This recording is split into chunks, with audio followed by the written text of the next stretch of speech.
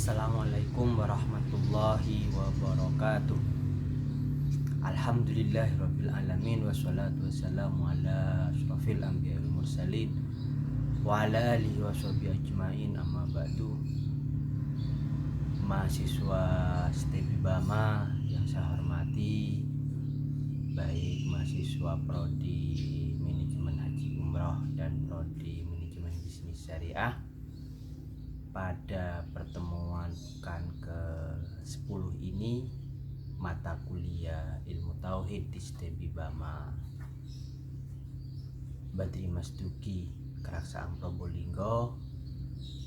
Topik bahasannya adalah tentang keyakinan kita, keimanan kita kepada kitab-kitab Allah dan kepada rasul-rasulnya.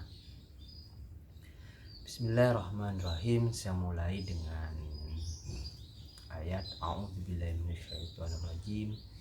Bismillahirrahmanirrahim. Wa hadzal kitabun anzalnahu mubarak fattabi'u wattaqu la'allakum turhamun. Surat Al-An'am ayat 155. A'udzubillahi minasyaitonirrajim. Bismillahirrahmanirrahim. Kullun amana billahi wa malaikatihi wa kutubihi wa rusulihi la nufarriqu baina ahadin min rusulihi ila akhiri al-ayah. Al-Baqarah ayat 285. Kitab Allah, mafhum kita ketahui, ada kitab Taurat, ada kitab Zabur, ada kitab Injil, ada kitab Al-Quran, serta ada mushaf-mushaf lainnya. Kitab tersebut merupakan kitab suci yang diturunkan oleh Allah kepada rasul-rasulnya. Sebagai apa? Sebagai pedoman bagi seluruh umatnya, bagi seluruh manusia dalam rangka meraih kebahagiaan dunia dan kebahagiaan di akhirat. Inti pembahasannya terkait persamaan isi kitab dari kitab Taurat, Zabur, Injil, dan Al-Quran.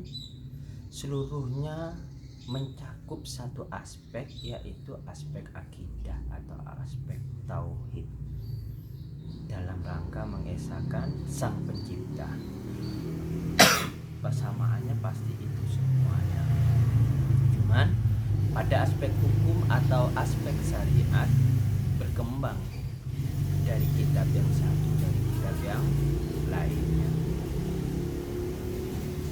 Esensi iman kepada kitab-kitab Allah merupakan iman yang tiga. Yang pertama iman kepada Allah, kedua malaikat-malaikat Allah, ketiga adalah kitab-kitab Allah. Yang kedua, kenapa belum dibahas tentang malaikat-malaikat Allah? Sengaja topik bahasannya kita bahas yang ketiga dulu, nanti yang keempat. Yang kedua iman kepada Allah nanti akan disambung dengan iman pada hari kiamat, qada dan qadar, karena kaitannya kepada hal-hal yang sam'ian. Itu nanti akan dibahas di pekan selanjutnya. Kitab Allah merupakan pembenaran akan firman-firman Allah, sehingga masyarakat sosial, masyarakat pada umumnya akan menjadi masyarakat yang baik jika mengamalkan anjuran dari kitab-kitab Allah. Dalil nakli tadi sudah saya sebutkan di awal pengantar terkait percaya kepada kitab-kitab Allah. Secara dalil aklinya apa?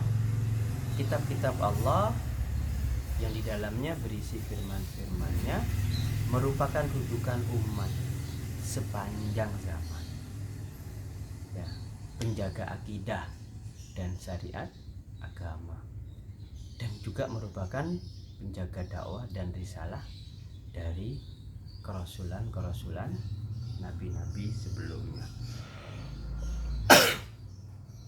Itu terkait pembahasan tentang kitab-kitab Allah. Kalau mau lebih rinci akan membahas tentang isi dari Taurat, Zabur, Injil dan Al-Quran, mungkin nanti secara esensinya adalah akan membahas tentang Al-Quran sebagai kitab pedoman kita. Cuma perlu diketahui kitab Taurat yang diturunkan kepada Nabi Musa berisi yang jelas secara esensi tadi seperti yang saya sampaikan merupakan aspek akidah atau aspek tauhid yang di dalamnya berisi sekitar 10 anjuran terkait kebaikan. Di antaranya yang pertama perintah untuk mentauhidkan atau mengesahkan Allah, menghormati dan menyayangi orang tua, memperbanyak amal, ya, memperbanyak amal baik. Dan di kitab Taurat disebutkan waktu itu baiknya hari Sabtu. Larangan untuk menjelek-jelekkan nama Tuhan, larangan untuk menyembah berhala, larangan untuk mencuri, larangan untuk merebut istri orang lain, larangan untuk berbohong dan berdusta, larangan untuk melakukan perbuatan zina, dan larangan untuk menjadi saksi yang palsu. Itu inti terkait kitab Taurat. Kemudian kitab Zabur yang diturunkan kepada Nabi Daud itu secara umum isinya adalah pujian, ya, nyanyian puji-pujian kepada Allah. Kalau kitab Injil yang sekarang itu asli isinya itu merupakan petunjuk, ya, merupakan hukum syariat serta berita akan kedatangan Rasul terakhir yaitu Nabi Muhammad. Cuman Injil-Injil yang sekarang saya tidak mempelajari detail karena itu merupakan kepercayaan lain. Ada Injil Matius, ada Injil apa dan lain-lain yang diragukan sudah kebenaran isinya karena dari bermacam versi itu bertentangan dari satu isi dengan isi yang lainnya. Nah, sekarang kita kepada Al-Quran. Yang Al-Quran yang merupakan wahyu Allah, ya, itu merupakan mukjizat. Mukjizat dari Nabi kita, Nabi besar Nabi Muhammad SAW, serta sebagai pedoman hidup kita. Semua hukum, ya, semua syariat, pedoman pertamanya adalah Al-Quran. Itu pasti. Baru nanti ketika di Al-Quran penjabaran secara rincinya tidak ada, cuman ada hukum hukum universalnya, itu baru dijelaskan di dalam hadis dan pendapat-pendapat para ulama yang lainnya. Itu kelebihan dari Al-Quran sampai sekarang. Nah, di dalam Al-Quran lagi terdapat kandungan-kandungan yang sangat penting untuk kita pahami. Menurut ulama Al-Azhar, Profesor Mahmud Shaltuf, ya, ada kandungan akidah, ada kandungan akhlak, ada kandungan dorongan dan bimbingan akan hikmah-hikmah alami, ada kisah-kisah umat terdahulu, janji baik serta ancaman yang buruk dari Allah Subhanahu wa Ta'ala, serta hukum-hukum ibadah dan hukum-hukum muamalah. Proses turunnya Al-Quran kepada Nabi Muhammad itu berangsur-angsur selama kurang lebih 23 tahun, ada yang menunjukkan 22 tahun sekian bulan, dan itu terbagi dalam 2 periode, sehingga di dalam Al-Quran terkenal dengan istilah ayat Makkiyah, ada ayat Madaniyah. Periode Mekah ada periode Madinah. Periode Mekah ayat-ayat dan surat-surat yang diturunkan di Mekah yang lazimnya berisi tentang akidah.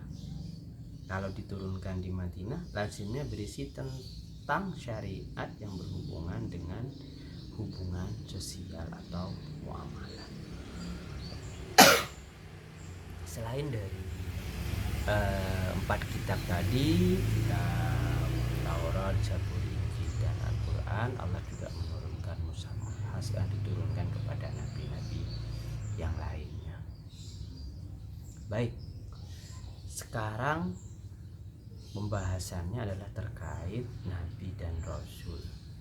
Saya tidak akan membahas detail 25 nabi dan rasul yang harus kita pahami, atau ada sekitar 124.000 nabi yang mungkin itu siapa saja gitu kan. Cuma paling tidak di sini nabi dan rasul itu merupakan utusan dari Allah. Nabi itu dalam rangka membawa berita, walaupun skopnya lebih kecil kalau nabi, karena tidak diperintahkan untuk menyampaikan syariat kepada umatnya, kepada orang lain, karena nabi itu umumnya mengikuti syariat nabi-nabi sebelumnya. Beda kalau rasul irsalun, membimbing, itu diperintahkan untuk menyampaikan kepada umatnya. Dan rasul itu maksum, terpelihara dari hal-hal maksiat, terpelihara dari hal-hal dosa. Dan setiap rasul itu akan membawa syariat yang baru, karena dia akan menghadapi umat yang pada waktu itu umatnya dalam keadaan berada di jalan yang salah. Dari 25 rasul, mulai dari Nabi Adam, Idris sampai terakhir Nabi Muhammad, ada 5 nabi yang masuk di dalam ulul azmi. Ya, kenapa ulul azmi? Karena dia teguh pendiriannya, teguh hatinya, mulai dari Nabi Nuh, Nabi Ibrahim, Nabi Musa, Nabi Isa, dan Nabi Muhammad. Nah, dengan keberadaan Rasul ini kita perlu bersyukur. Kenapa? Karena dengan adanya Rasul itu, dia mempunyai tugas untuk mengajak manusia beribadah kepada Allah. Bisa dibayangkan kalau tidak ada Rasul, kehidupan kita sekarang ini pedomannya kepada siapa? Rasul itu menyampaikan perintah dan larangan-larangan dari Allah. Oh, ini baik, ini jelek. Itu kita ketahui dari mana? Dari ajaran yang dibawa oleh Rasul, memberikan petunjuk jalan yang benar kepada umatnya dan menjadi panutan bagi manusia sebagai uswatun hasanah. Siapa orang yang baik? Oh, Rasul, Nabi kita, gitu kan. Dan pasti memberi peringatan adanya hari kebangkitan dan siksaan, mulai dari kehidupan kita step pertama dalam perut, lahir ke dunia, kita hidup di dunia yang fana ini, kemudian kita meninggal, ada di dalam kubur menunggu hari kiamat, hari kebangkitan. Karena perlu kita pahami, kehidupan yang kekal itu adalah di akhirat. Itu panjang prosesnya, nanti akan dibahas di dalam Samiyat, mulai dari kebangkitan, ada di padang mahsyar, ada nanti menunggu mizan, ya, menunggu hari pembalasan, yaumul hisab. Di situ kita masih ada dapat syafaat atau tidak nanti untuk melewati sirat, apakah kita nanti di surga, apakah kita nanti di neraka. Semoga semuanya ditempatkan oleh Allah dengan amal yang kita bawa berada di surganya Allah Subhanahu wa ta'ala.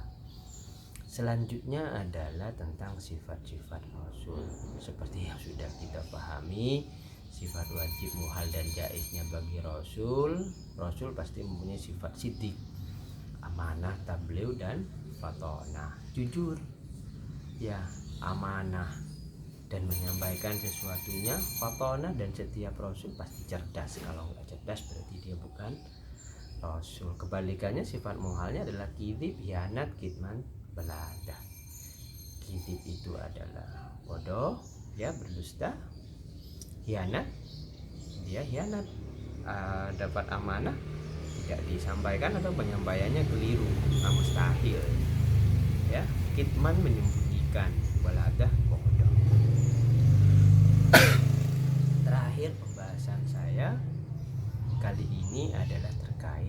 mukjizat para nabi dan rasul.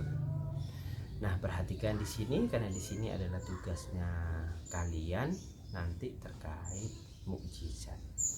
Mukjizat itu umumnya terbagi 4. Ada mukjizat secara kauniyah, ada sahsiyah, ada salbiyah, ada akliyah. Apa itu yang kauniyah? Yang berkaitan dengan peristiwa alam. Contoh, misalkan Nabi Musa membelah lautan dengan tongkatnya, itu masuk mukjizat yang kauniyah. Kalau yang sahsiyah apa? Itu kaitannya pada mukjizat yang berhubungan dengan hal-hal yang berkaitan sama fisik Nabi. Misalkan yang keluar dari fisik Nabi apa? Nabi Muhammad bisa mengeluarkan air dari jari-jarinya. Itu adalah mukjizat yang sahsiyah. Mukjizat yang salbiyah adalah sesuatu yang membuat ketidakberdayaan hal-hal yang bersifat duniawi. Contoh, api setiap membakar sesuatu itu sifatnya panas, tapi ketika terjadi kepada Nabi Ibrahim, ini merupakan mukjizatnya Nabi Ibrahim, apinya menjadi dingin, sehingga hal tersebut merupakan mukjizat yang salbiyah. Kategori yang terakhir adalah mukjizat akliyah. Mukjizat akliyah adalah yang rasional, ya, yang bisa diterima dengan akal, yang masuk dengan akal, yang nampak. Apa itu contohnya? Al-Quran. Al-Quran itu merupakan mukjizat yang akliyah. Nah, tugasnya apa? Tugasnya saya minta mahasiswa, masing-masing mahasiswa jurusan MBS dan MHU mencari salah satu mukjizat Nabi yang 25 Nabi kecuali yang masuk dalam ulul azmi. Itu sudah umum diketahui yang ulul azmi. Nabi Nuh mukjizatnya apa, Nabi Ibrahim, Nabi Musa, Nabi Isa dan Nabi Muhammad. Selain Nabi ini, Nabi Adam kira-kira apa? Nabi Idris, Nabi Yusuf, Nabi Yakub dan Nabi-Nabi yang Nabi Zakaria. Kenapa ini menjadi tugas? Biar kalian juga memahami mukjizat dari nabi-nabi selain yang sudah umum kita pelajarin. Dalam rangka apa? Dalam rangka menambah ilmu pengetahuan. Dan perlu diperhatikan, mukjizat yang kalian dapatkan tolong nanti dimasukkan di Google Form dengan cara ditulis tangan. Kalau sebelum-sebelumnya tugas-tugasnya mungkin silahkan kalian cari dengan googling atau baca di buku. Kalau sudah dapat silahkan disalin, oh ini mukjizatnya Nabi Yakub misalkan. Kalau itu ada dalil naklinya silahkan disebutkan. Kalau tidak, Anda mendapatkan referensi dari mana, silahkan ditulis dengan tangan. Setelah itu difoto, dimasukkan di Google Form yang tersedia. Semoga bermanfaat dalam rangka mencari ilmu Allah. Itu pembahasan kita kali ini terkait kitab-kitab Allah dan Rasul-Rasul Allah. Sampai jumpa di pertemuan selanjutnya. Terima kasih. Wabillahi taufiq wal hidayah. Wassalamualaikum warahmatullahi wabarakatuh.